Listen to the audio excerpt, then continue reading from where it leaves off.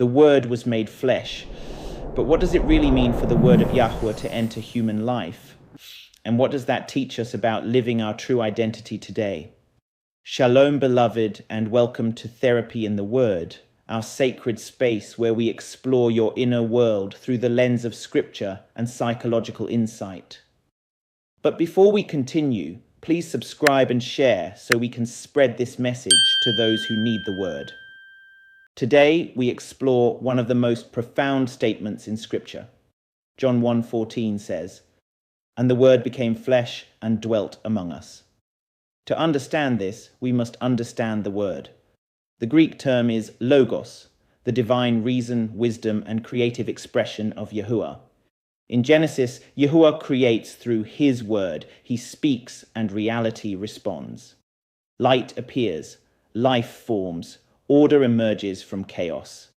So when John says the Word became flesh, he reveals something extraordinary. The divine expression that created the universe entered the human experience, not as an idea, but as a living person. Divine identity within human limitation.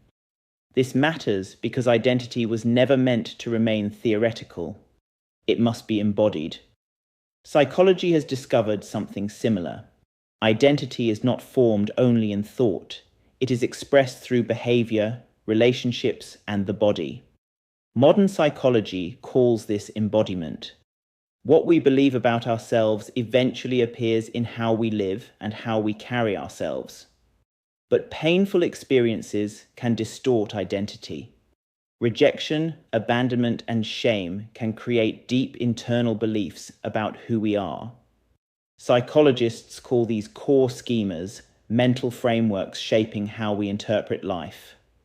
A rejection schema whispers, "You are not enough." Shame says, "Something is wrong with you."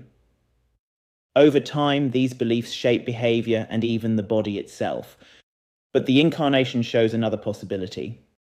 The Word entered a broken world without absorbing a broken identity. Light entered darkness. Authority entered limitation. Presence entered imperfection. Yet the Word remained aligned with divine truth. This becomes a blueprint for us. You can live in a chaotic world without losing alignment with truth. Psychology calls this integration, when belief, emotion, and behavior align. Carl Rogers described this as congruence, when outward life matches true identity. So how do we embody truth today?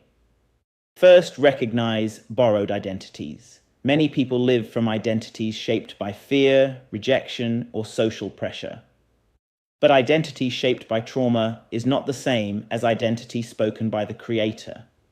Second, practice alignment between belief and action. Small choices matter: how you speak, what you accept, and how you respond to pressure. Third, reconnect mind and body. Practices like slow breathing and stillness help restore calm and clarity.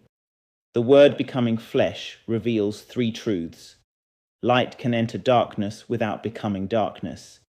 True identity does not depend on external approval.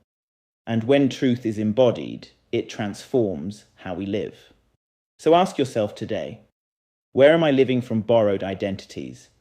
Where am I shrinking to fit the expectations of the world? And where is Yahuah inviting me to live from the identity spoken over me from the beginning? You were not created to perform, you were created to embody truth. The Word became flesh, not only to redeem humanity, but to show us what aligned identity looks like in human life. Next episode, we will explore divine order, how Yahuah brings structure to chaos, and how aligning with that order can transform your life. Please remember, this video is for spiritual and educational purposes only. Details of counselors and mental health professionals are available in the description. This is Therapy in the Word, where truth sets you free and the Most High brings you home. Shalom.